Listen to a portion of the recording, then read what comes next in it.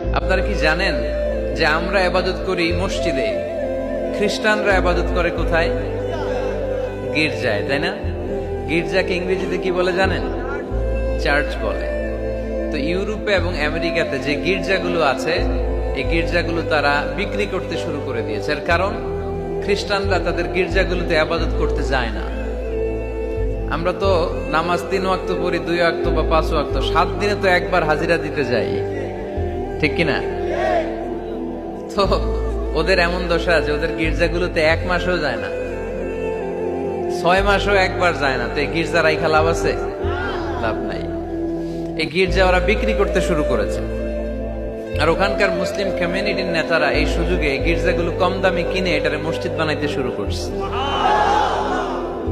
Europe আমেরিকাতে আলহামদুলিল্লাহ, আপনারা শুনে খুশি হবেন, ওরা ইসলামিক সেন্টার বলে এগুলোকে। কি বলে? Islamic centre.